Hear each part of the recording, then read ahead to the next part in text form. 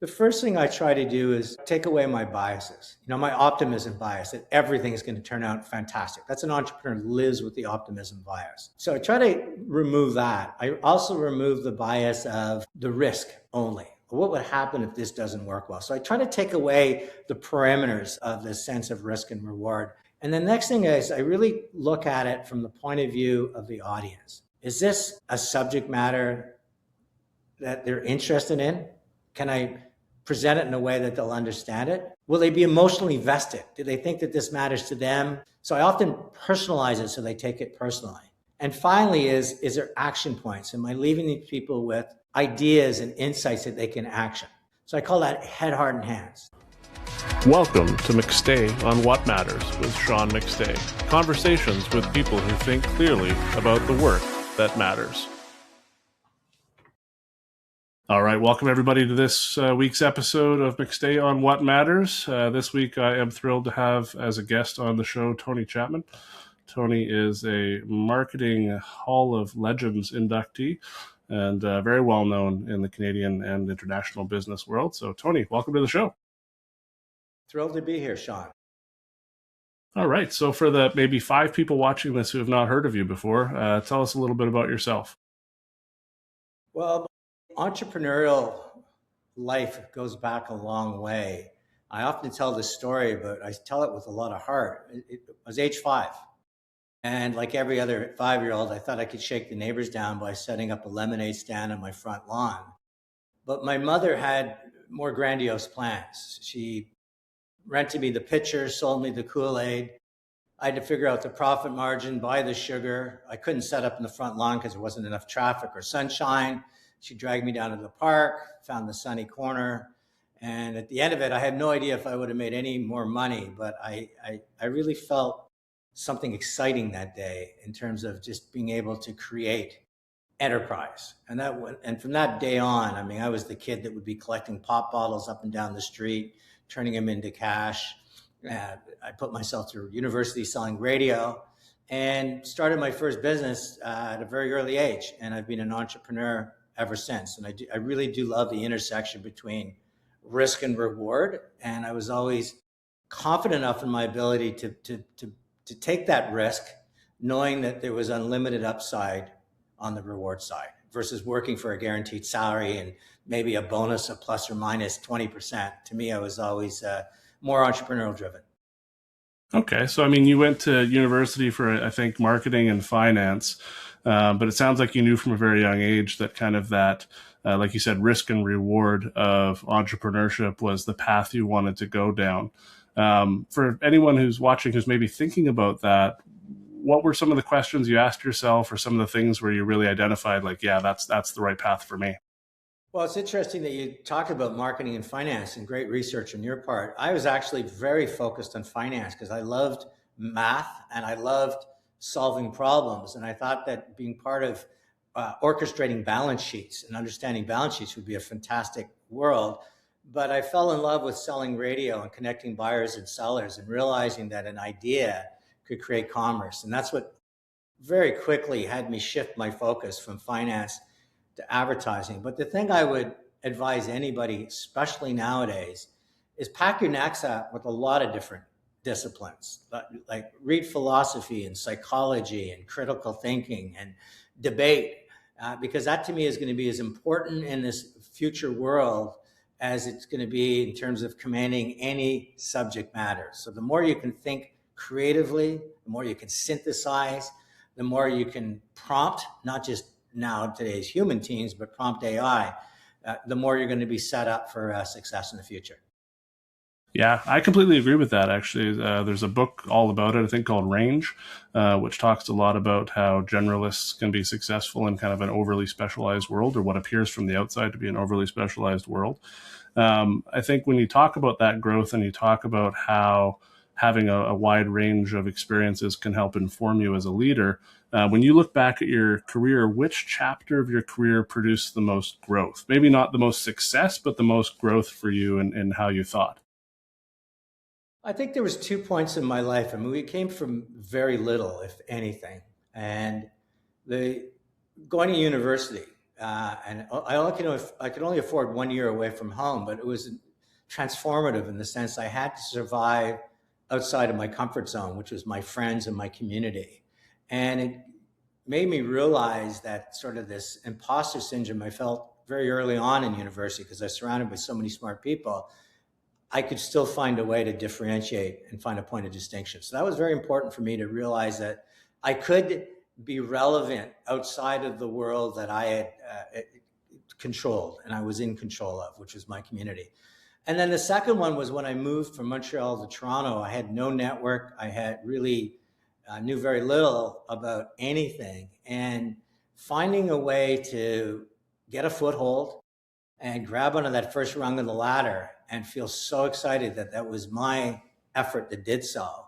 And I just, once I tasted that rung of the ladder, I just wanted to keep climbing. And that required luck, good fortune, network, hard work, aptitude. But all of those things that I put together, even today at my age, I love reaching for a new rung on the ladder. And I think that's something that everybody should aspire to. It's like, we spend so much time chasing titles and chasing money. But my belief in life is that if you can be intellectually stimulated, surrounded by really smart people, emotionally rewarded, that I feel like I belong in this group. I feel like I can add value. I feel that there's a purpose to it. And you can see the effort of your work. In my case, it was connecting buyers and sellers in commerce. If you can get those three organized, money will always chase you, or whatever dream you want will happen. But focus first and foremost is, I'm going to be around really smart people. I'm going to be emotionally rewarded for doing so. And I'm actually going to see the fruits of my labor. You find that sweet spot in life and you just own it and never depart from it, because it will take you to some magical places. Yeah, I mean, that's fantastic advice, and it's definitely been my experience in the 20 years that I've been doing sales and now leadership, is that the more passionate you are about what you're doing and the more you surround yourself with passionate people, that matters almost more than any success or title or anything else. It's most definitely that feeling of flow and that feeling of like you're contributing, you're creating things. That's interesting. You asked an important question about when were the times that were most transformative. I'll tell you, the times that didn't work for me is when I surrendered all of that just to chase money. There was a deal that I wanted to have, or there was an opportunity that was almost too good to be true. And more often than not, it was too good to be true. So it's having that discipline to stay within your zone and not, I call it opportunistic or greedy. It's not to say you're not ambitious. It's not to say you're not going after new rungs on the ladder. But when you think you can jump 5 rungs, or, more often than not, someone has done a great job at deflecting reality and getting you to chase something that's really doesn't exist. So that's my advice, is that it's wonderful to have passion and pursuit, but don't think you can cheat hard work. Yeah, that's great advice. Building off of that, you've obviously climbed a lot of rungs on the ladder, so to speak, throughout your career. What's something about business today, or building businesses today, that is different than what you believed, say, 20 years ago? Well, the consistent chord that's been around since the beginning of time, in fact, it's the oxygen of all human endeavor, is attention. The only way I can teach, coach, the only way I can parent, market, sell, lead, is if I had the attention to the people that matter most to me. That's been consistent through time. What's different today is how hard it is to get somebody's attention. We're living in the age of noise. We're drinking content from a fire hose. And now with AI, I would argue that fire hose has become a waterfall. So a lot of great content just gets spilled on the floor. We're dealing with the age of distraction. There's always something else. Something's creating an itch that I want to pursue. So we've lost this sort of attention and focus. And I think the most important thing that's happened in the last decade, probably I would argue the last couple of years, is instead of just being consumers of content, we're now creators of content. So we all have our podcasts, our platforms, we're contributing daily. And that all of this is happening within the one finite, which is 24 hours a day. So the biggest challenge facing anybody nowadays, no matter how good your idea is, no matter how passionate you are as an individual, no matter how strong your network is really getting the attention of the people that matter most to you. And when you do, providing enough value added that they lean into what you have to say. Yeah. So, I mean, I'll follow up that with a question then. I mean, obviously there's, you can Google it, you can talk to AI, and they're going to tell you all the different ways to get attention, you know, understanding your niche, understanding who you're talking to, what their problems are, how you might solve them, those types of things. From your experience, though, your learned experience, what's the number one thing that's most important when you're looking to get attention on the work that you're creating? Fantastic question, Sean. So all those things are channels and distractions and places where people make money.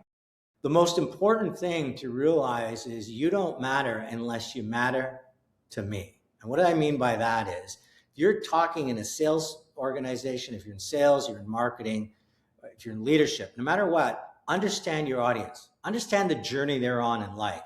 Where are they heading? What are their pain points? What are their unmet needs? What are their friction points? What are their frustrations? And the more you can understand that, the more you can be honest enough to say, this is what I have to offer, help them get to where they need, want, deserve to go. Am I relevant to them? Am I authentic to them? Am I going to create a bridge over that friction? Am I going to solve that unmet need? And I'm going to give them something that they've been searching for. Once you do that, people will pay attention to what you have to offer because you're helping them with their end game. The challenge and problem I see is very often we want to portray ourselves as the hero. Our brand is the most preferred by dentists. My product works better than my competition. I have a better resume than my counterpart. None of that matters. It only matters if you can calibrate it in a way that is valued by your audience. So today is much different. 20 years ago, I could just simply outshout my competition. Coke is it. Coke opens happiness. I mean, these incredibly grandiose statements to attract the mass audience. Today, it's much more personalized. It's like fly fishing, where I've got to serve up the right message at the right time based on what that individual is looking for on their quest in life. If you figure that out, people pay attention. If you don't, you become part of that waterfall of noise. Yeah, and wanting to avoid that waterfall of noise and continuing down, maybe using the fly fishing analogy, when you're deciding what type of fly you want to tie, how is the best way to do that? Because, you know, again, you're going to talk to people that are, you know, want to sell you a course or what have you. They're going to tell you all these different ways to identify what your customer really wants, and surveys and analytics and data. And like, there's places for those things. But for you, as someone who's done this many times, how do you really key in on what is important to your ideal consumer? First of all, you got to be incredibly curious. You know, so often we want to just get to the chase and deliver our killer points, make that sale, close the deal. You got to be curious. You got to have insight into that audience. You got to be, I always call it head, heart, and hands. I have to understand how you're thinking, how you're feeling, and how you're acting.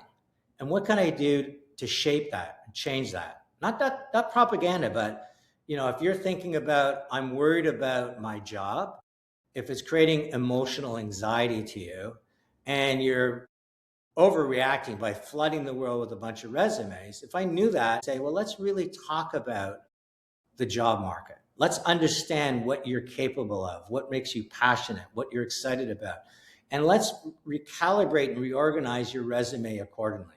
I'm no longer a consultant. I am now your Yoda. I'm your Merlin. I'm your fairy godmother. I'm here to help you get to where you need, want, and deserve to go. So curiosity is important. And what's happening nowadays is I can just use ChatGPT and find out everything I want on that audience. Well, what you're finding out is what everybody else is finding out. It's when you go and look under the rocks and find something that's very important. How do you advise people? What are some of the things that you should say? And that's just the difference versus me talking about me versus me trying to provide value to you that in turn you're going to provide to your audience. And that's just, it's as simple as that, but it's so difficult because we are so consumed by our talking points, our sales points, features and benefits, and all the things that we want to throw at you that we forget sometimes that just talking, listening, observing, having empathy, understanding, and then saying, you know, I can really help you with that is far more powerful than just trying to hit a customer over the head with what you feel is the killer messages. When you look at some of the bigger companies out there now and what they're doing with trying to reach those customers, what are some of the mistakes that you see most commonly in how some of these more traditional companies are still going to market? Sean, I can see why you're good at what you do. You ask some great questions, and this is the essence of today's economy. For a very long time, I was too big to fail. I could outshout, I could outspend my competition, and I got my proportionate share. And I knew who number two was, and number three, number four, and we traded a little bit of market share here and then, and we got clever with promotions, but it was all a perfectly organized game called business. Well, in the last 10 years, because of the cloud, because of digital, because of the ability to personalize and fly fish, this new competitor has arrived. It's called the disruptor. And the disruptor is changing the criteria by which the customer buys. Good example of it. I'm Hilton Hotels. I have the most hotel rooms anywhere in the world. I have the biggest loyalty program. Airbnb comes along and says, yeah, but I can have people that want to belong in a neighborhood belong by renting something within the community. Taxi industry, forever. I'm going to get on the street in the pouring rain and pray that taxi likes the way I look and I can flag it down. Uber let me summon my chariot. And we're seeing this time and time again, that too big to fail is becoming too slow to move, too slow to react. And they're trying to hold on by building higher walls and a greater moat around their customers. But the disruptors are coming in, and much like they did when they took down big castles, is they're finding ways to bridge that moat. They're finding ways to tunnel in. They're finding ways to get a customer involved with their business. And from there, they continue to add more and more value. So too big to fail has become too slow to react. And this is a field day for disruptors. Yeah, that's very interesting, and it aligns up a lot with what I'm seeing also when you start looking at social media. Like, social media obviously has been around for a while now, and when social media, I think it's probably fair to say that when it started out, it was all about getting a certain number of followers and having a big following, and then those were the people that were being served up by the algorithm, whether it's Instagram or YouTube or what have you. There seems to have been a big shift in that in the last year and a half, especially towards more of an interest-based algorithm. The algorithm will serve you people that don't have a big following. And so again, that moat that maybe these big influencers have built around themselves is now just being bypassed by the algorithm, and it's down to like interest-based algorithms. How should a company maybe adapt to that market? That idea of going to market. First and foremost, they have to be honest with themselves that the empire they're very confident with is under attack. I don't know if you ever played Risk as a kid, but Risk, you had to choose the countries you wanted to defend. You were rewarded with bigger armies if you could defend a bigger territory, but you had more points of attack. Well, for many years, those big organizations were happy to, in the case of Risk, had the USSR. They could defend 6 different borders. They collected armies, and they continued to grow. Today, and again, this Risk analogy, if you're not knowing the game, it's not going to make a lot of sense. But the Risk analogy is really, now the disruptors can go after you in a very different way.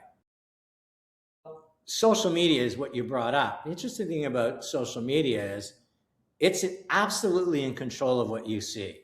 The algorithms are designed to keep you there as long as possible. Consumers, human beings, we're wired for fight and flight. That's how we survived as a race. We're always aware of danger, and we always reacted to danger. Well, that's what social media is today. It's a constant train wrecks. It's negativity. It's fear. The planet's going to evaporate. We're going to have a nuclear war. AI is going to take away all your jobs, and it keeps you consumed by this and this doomsday scrolling on it. And that's not healthy for society, but for the digital barons, they're making billions and soon to be trillions of dollars because they understand that's how they keep you captive. Now, if I'm a marketer and I'm trying to use social media to my advantage, the danger is that I'm trying to interrupt on that attention game that we talked about earlier, where so many people are consumed on all the reasons why not. And you're out there talking about what if, and possibilities versus impossibilities, and positivity versus negativity, and confidence and certainty versus insecurity and uncertainty. That's a tough game to get involved with. So I go back to what I said from the very beginning. The only way you're going to get the attention you deserve is to absolutely demonstrate that in the middle of this shifting sand that many people feel they're standing on, you have something to offer that'll make them feel better, that'll help them get to where they want to go. And it's daunting because the mindset I have is, look at our youth. They're delaying marriage. They're delaying leaving home. They're not saving for homes because they'll think they never will afford it. They're living for the day. They're spending an inordinate amount of time on social media. They're thinking their Hail Mary is gambling, sports gambling, lottery. They're getting completely lost within their screens. And that's a daunting task for somebody that's in the business of building brands to say to that person, we have something that can change all of that. So, so if that makes sense, is that consumers are getting very comfortable within these communities, especially the younger generation, and they're living for the moment, where a lot of brands are saying, I'm about tomorrow, and you got to find a way to bridge that. And sometimes the best way to bridge it is not trying to throw up something that seems so far away, it seems impossible, but really help people start to take baby steps to a more positive journey in their life. And I don't want to seem negative. I'm not saying everybody's feeling this way, but in this K economy, you have 20% of Canadians that are accumulating immense wealth, and those 20% control 65% of all the assets in Canada, and you've got 40% of Canada is controlling less than 4% of the assets. So in that dichotomy, as a marketer, you've got to decide, first of all, what part of the K am I going after, the upper K or lower K, and within it, how do I stay relevant? Yeah, and I think relevance also will adapt over time. I mean, I think there's, and I'm curious your take on this, I think that there's starting to be a push towards less digital. I feel like with AI, especially, the quality of the content on, say, LinkedIn as a platform, for example, so much of it is AI, slop, that people are becoming less engaged with that and starting to become maybe a bit more engaged with opportunities for, like you said, opportunities for finding at least a baby step towards happiness. I think personally that the people who get ahead of that are going to have great opportunities in the next 5 to 10 years. What are your thoughts on kind of that minor, very minor right today shift towards less digital, less negativity, less, the media, those types of things, and more positivity and that type of side of things? I think history will prove that the pendulum always swings. We went from the roaring 20s to the Puritan 30s, massive swing from hedonism to Victorianism. So there's always the pendulum swing. And there's no doubt that people are curious now and taking photos with a camera and having it develop versus the instant gratification of digital. And people are looking at the Walkman and they're putting vinyl on turntables when we would have thought with 1,000 songs in your pocket, why would ever happen? So there's no doubt there's a sense of return to retro and tangible, and people discovering pottery and painting and mindfulness and breathing techniques. All of that is there, but what we've never competed with is how addictive the social media is designed. It's like there's nicotine within social media. It's there to make you addicted. It's to go there, to get angry, to comment, to post, to be involved with it. And so you're going to be fighting that addiction, like an alcoholic's fighting the temptation for the rest of their life not to drink. And that's what social media is. Now, it offers some benefits. I can send pictures immediately to 100 people. I can show people I have the most interesting life. I can go on social media and I can find out how to clean a barbecue grill, where I used to have to, talk to my buddy that was just a great barbecue person. So there's lots of advantages to having the world within arm's reach of desire, but there's a massive amount of danger. And that danger is capitalism, unchecked, not needing a physical space anymore, operating in the clouds so they can be less transparent. It's a capitalism that really is now replacing human labor with technology to find productivity. So we really are in a very red light danger zone, how fast we're becoming dependent on the AI and the technology. and how quickly we're losing our dependency on each other. And time will only tell if there's enough of a pushback that that we have the courage to say we can turn off our screens. But Sean, I'll give you a great example. I never take my mobile phone out when I go out on a date night with my wife. Never. I mean, sometimes my daughters say, why don't you have your phone with you? Because I'm going out on a date night. But I'll look around a restaurant, and I know this is going to sound like the old guy, but I'll see a lot of young people. Very often, one part of that couple is very dressed up. The other person's wearing a baseball hat, and they're on their phones. Well, how's that possible? You're at this beautiful restaurant, you're paying for a gorgeous meal, you're being served food. The person you're with has made an extra effort to dress up. It's all about romance. Why are we on our phones? Because they're addictive. I'm going to give you a quick example on this. I remember when I was in high school, and I came from, again, a very poor background. One of our friends was going to Florida for the Easter break, and I was just besides myself. I couldn't imagine going to Florida while we were dealing with the craziness of the weather in April. And about 3 weeks after she came back, I got a postcard from her talking about, and it was a palm tree, and it was a motel, and little note, probably it was a motel postcard, and little note. And I looked at that postcard many times, imagining what it would have been like to be on a holiday. Well, today we get 1,000 postcards a second coming at us, creating an itch, fear of missing out. What's going on? I better capture this to stay relevant.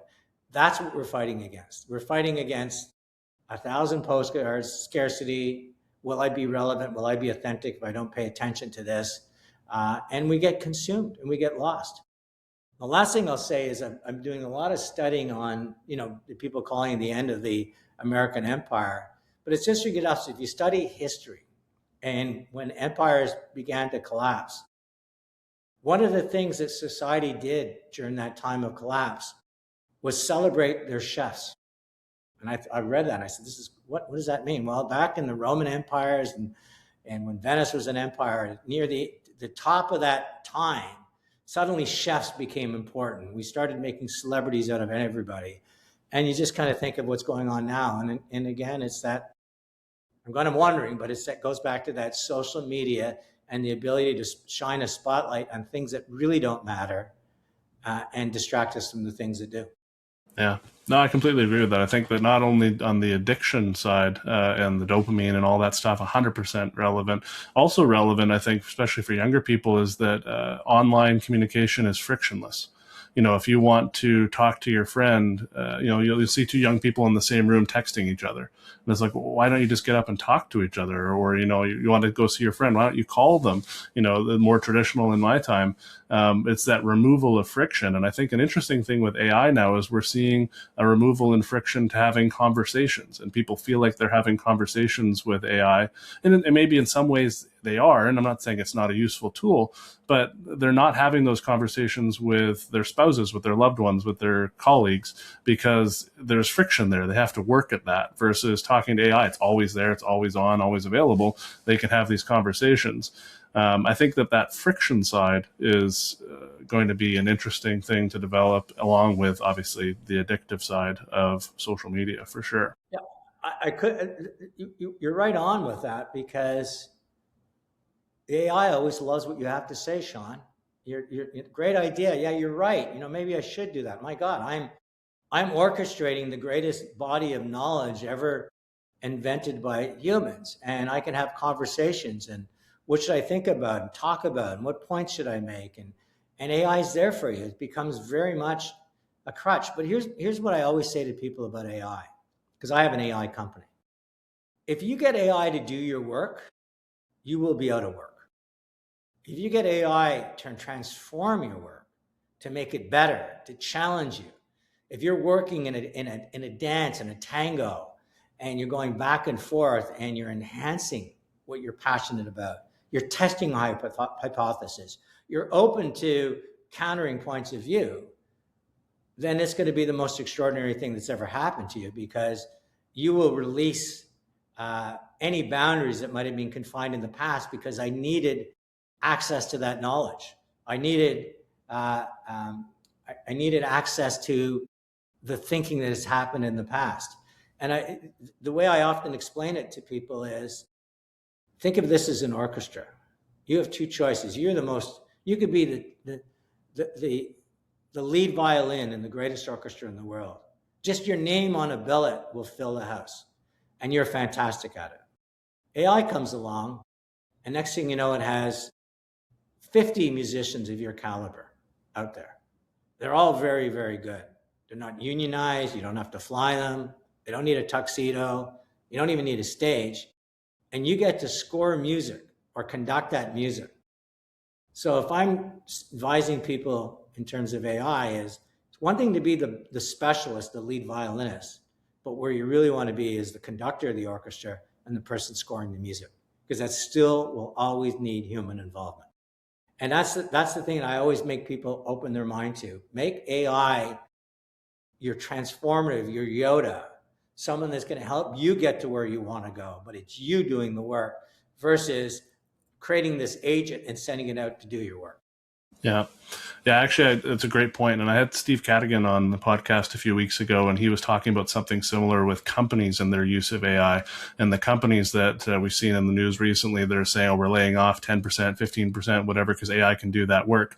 Those are not going to be the companies that are successful. The companies that are going to be successful, and the short-term info so far at least is showing this, is the companies that are doing exactly what you said, using AI to make their workers better as a tool like it's realistically designed to do, not replacing people with it, not replacing their work, but doing better work because they have access to it. Yeah, I mean, Steve, I've had Steve on my podcast. I've interviewed him live. He's a brilliant guy and someone I would never argue with. I think that's I would say transactional work, repetitive work, AI is going to replace you. I mean, it's reality. It's replacing coders. It's replacing accountants. It's the creative thinkers that are going to be released. Would I love to see a world without AI? Absolutely. I think it's going to hit us like a sledgehammer, and it's going to hit us hard, and it's going to hit us quickly. But the fact that it's here and it's not going away, then your goal is to be not only one of the survivors, but somebody that thrives under it. And you got to make that choice. You got to make it now. And we won't get into it today, but if anybody in the education system's listening, the fact that you're banning AI in your school just is proof that you're in the dinosaur age. We should be getting kids to start working with AI in kindergarten, and their imagination should be encouraging. Instead of suffocating it with stupid memorization, we should get AI so that they live history. They understand that music and math are one and the same. That philosophy, they should be being under the tree where Aristotle held court and having debate with them. Use AI to open our minds and to take full advantage of human capability. But that has to begin in our schools, and it has to happen within organizations. But make no mistake about it, when it comes to transactional work, if you find yourself, I don't care how hard you work, how fast you work, how accurate you are with your work, you will be replaced. So find a way to move up the value chain. And when you do, it might be quite an extraordinary rungs that you never imagined climbing. Yeah, I agree. Yeah, I mean, it's not a unique observation, but it's the Industrial Revolution all over again. You know, if you made nails by hand, you are no longer making nails by hand. But if you learn how to operate the machine that makes nails, you know, you can still have a job. Now it's going to be that again. I ever imagined. I mean, people keep talking about, I've been talking about AI for 10 years on the radio, and they called me a Luddite back then. I said, listen, you're not going to replace 8 million truck drivers. They're not going to find new work to do. Well, they don't want to drive trucks. How do you know that? Because here's the interesting thing about Sean, about life. A lot of what we define is where we work. What do you do for a living, right? What's your title? And people go to work, even if they don't like their job, they might like the people they work with. They might like the fact they get to leave home 8 hours a day. They might like the fact that they can buy a bicycle for their son or daughter. So they might not necessarily like their job, but they like being a provider. So we've got to come to terms with it as a society, that when we start taking work out of it, what's going to replace it? But that's a different topic for a different day. Yeah. No, I mean, it's a great point, and it actually kind of leads into where I was going next. Anyways, is shifting gears, zooming out a little bit on your podcast, Chatters That Matters, which is a fantastic podcast. You talk about this subject with some of your guests, and I wanted to get your take on it. I think it's pretty obvious to everyone that we live in an increasingly polarized world.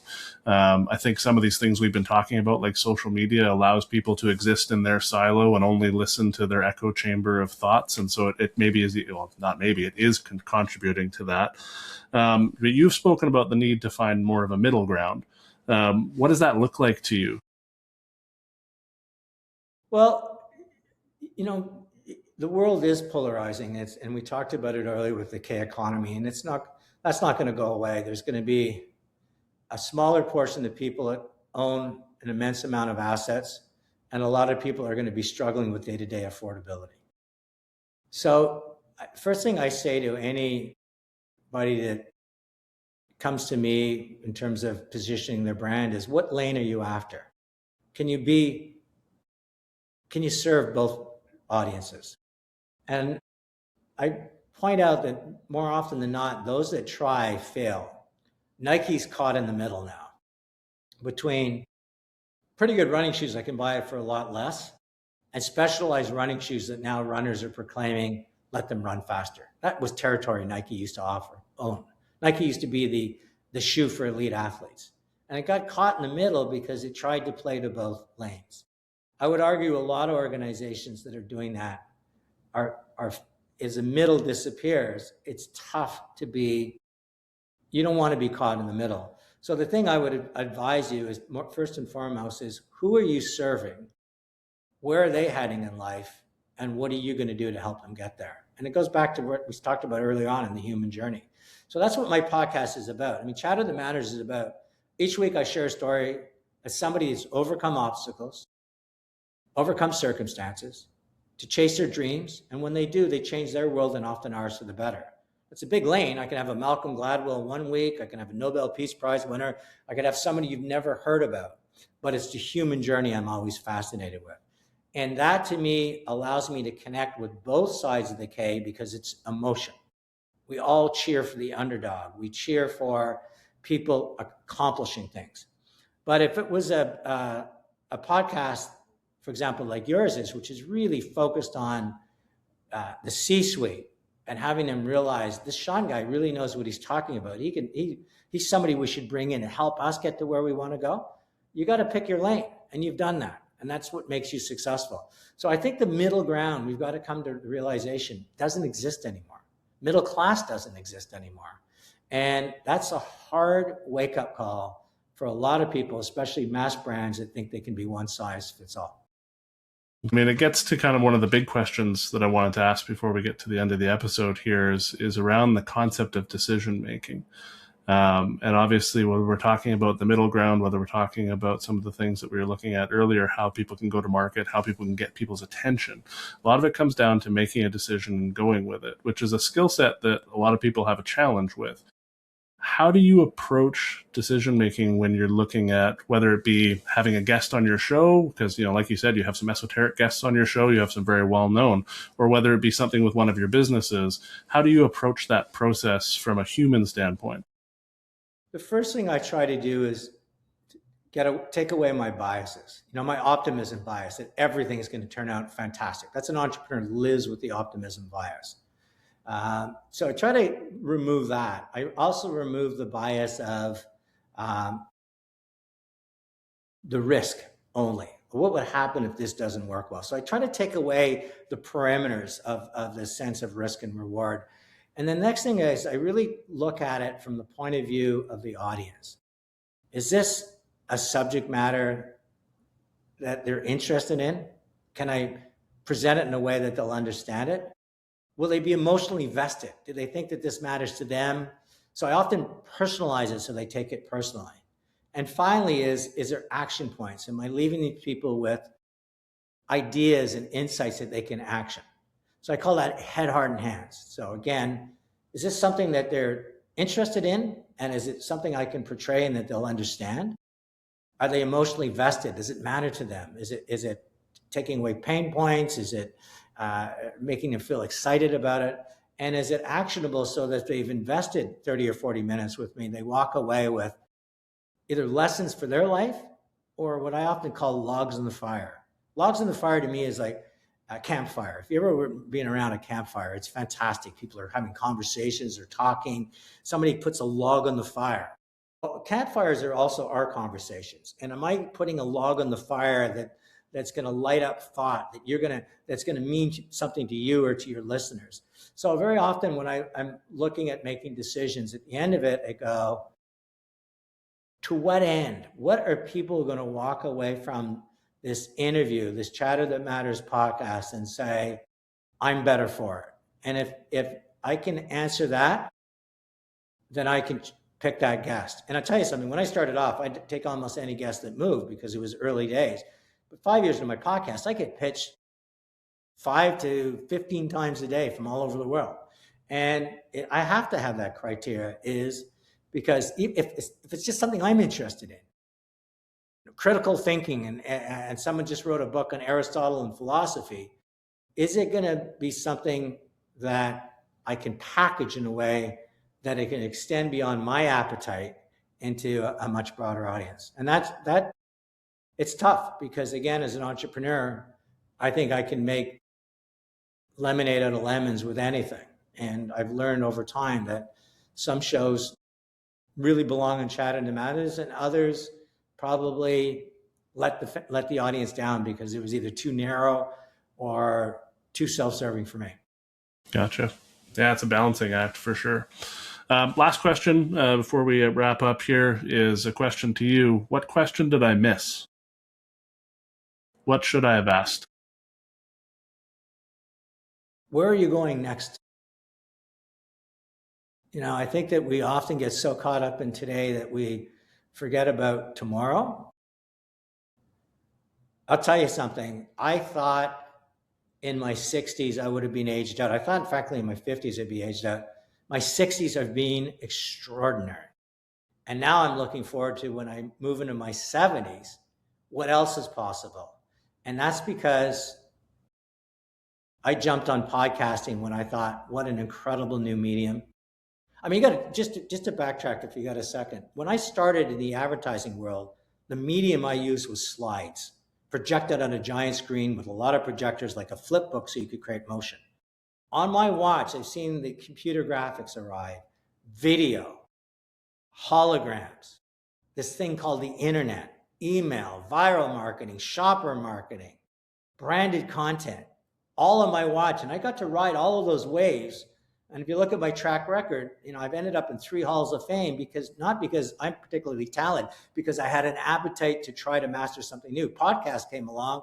I created Chatter That Matters. Now AI has come along, and what a new lease in life. I can take my experience garnered with all the stuff in my knapsack and now use it to prompt AI to become even more confident in the insights and ideas I bring to clients.